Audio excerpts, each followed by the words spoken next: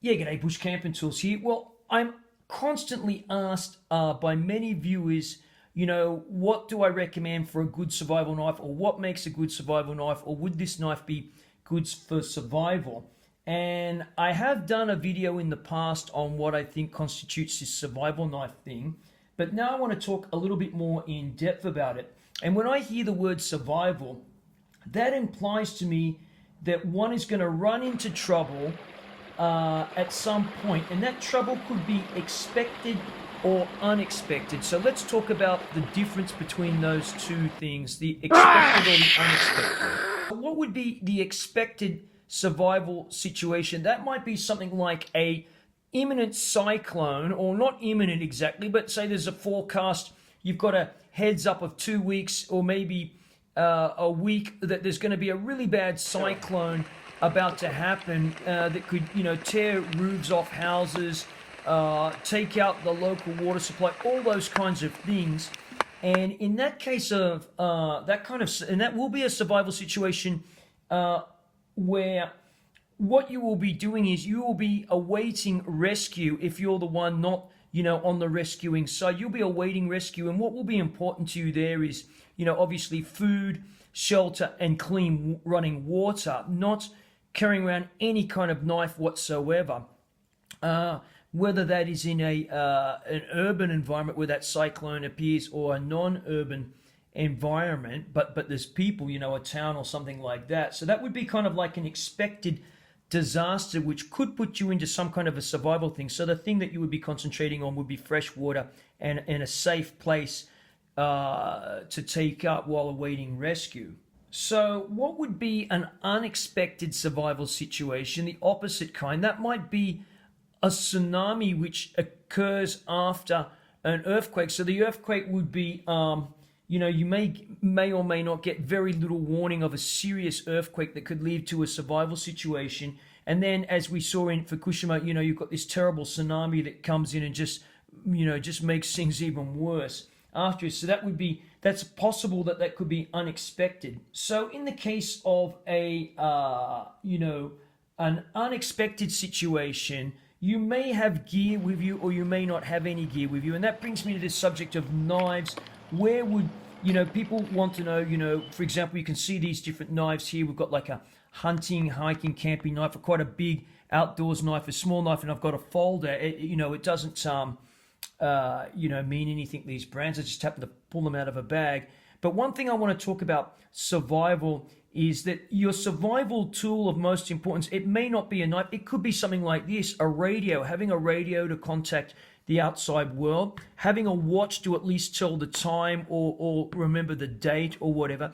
And in an actual case too, it could be a pair of sunglasses that you have lost or broken, and you're in desperate need of sunglasses, because if you don't, you're going to go snow blind at high altitude, and that could be your survival. Because let's face it, if you go blind and you can't see, it doesn't matter if you've got lots of fresh water, because you won't be able to see where to get it. And I have been in a situation where I did have two pairs of sunglasses, and I gave my second pair to a chap who lost his, someone who was an experienced mountaineer. So what I'm saying is it can happen to anybody.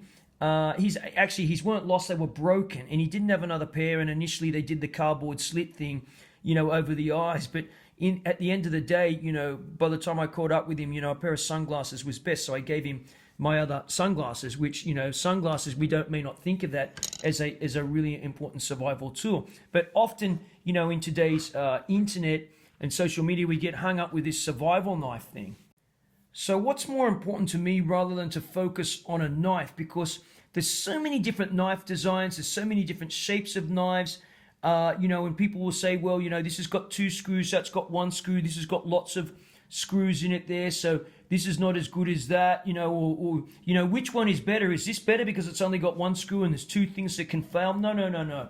If you're truly in a survival situation, you will not be abusing whatever tools you have with you. That means you won't be abusing your watch. You'll be careful of what you do, with your pair of sunglasses. You'll definitely be careful what you're doing with a pair of reading glasses. If you need those reading glasses, you will be careful. And if you're not going to be careful, then you are not going to survive that survival situation for sure. You'll make sure you switch the radio off if you've got no way of charging it. The last thing really is what you should be concerned is whether a screw will come out of a knife handle or something like that, or you've got a cord wrap it. These things seriously for the mall ninjas, which has been perpetuated on YouTube land and the other social media.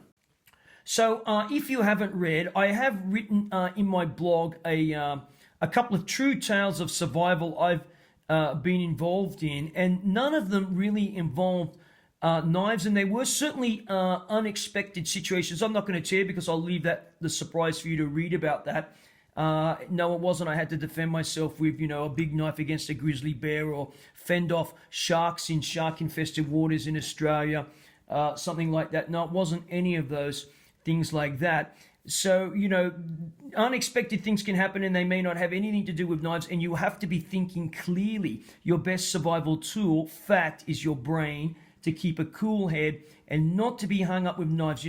People say, folders are no good as survival tools because they've got lots of screws and all sorts of things that they can come undone. Well, to be honest, I've never had any screws come undone ever on me on any folder, and I've certainly been in the wilds and traveled enough in extreme areas to do that, because I am looking after my tools. You treat your tools like dirt, they're not going to last, So I think to try to answer this question, which knife is great for survival? It depends on the environment. It depends on the situation. If it's a true survival situation, you'll have some heads up warning for that, and then you can knock yourself out, whatever a gear you happen to have with you or you can accumulate. If it's an unexpected situation, then it really is going to be what you have on the time. So if I'm out hiking and suddenly, and I have this with me because I go for a day hike, but someone, falls over and twists their ankle really badly, and we've hiked about 20, 25 kilometers. Well, I know we're not going to get back to the car by night. It's just not possible. So if I happen to have this small knife on me, that's what I've got, and I have to be versatile, and I have to know what I can and can't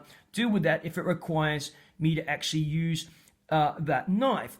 And it's no good having a knife on you and talking about for hunting, and survival. Well, if you've got nothing to kill game with, if you've got no way of, if you're not a hunter for a start, no matter how good you are at building traps, you're not going to be able to trap anything because you've got no hunting skills. So again, it's all good and well to practice building traps, but unless you're a hunter or a fisher person, you're not going to catch anything. Fact. To summarize there, if you have to be hung up about what knife is a good survival knife, I would rather say be familiar, be familiar with a particular knife that you like, comfortable with it, know how to sharpen it, know how to sharpen the knife. That's really good, because a blunt knife will be useless to you. And let's face it, you can blunt a knife if you don't know how to sharpen it, and that will be no good to you if you do need something to cut with while you're out and about. That's, for me, would be a more important point. And if you're not so great at sharpening knives, and let's face it, it's a real skill to be able to sharpen knives effectively. Heck, people send knives away to professionals to be sharpened. I recommend maybe not purchasing a knife of super duper high Rockwell, like 60 and above, because it will be difficult to sharpen, whether it's got a straight bevel on it or some, a convex edge or whatever. Get something that you're good at, sharpening at, and you can maintain. So finally, knives, there's so many different knives. It's a bit like saying, different surfboards for different surfing conditions, okay? Different surfboards for different surfing conditions. No one surfboard can surf all conditions.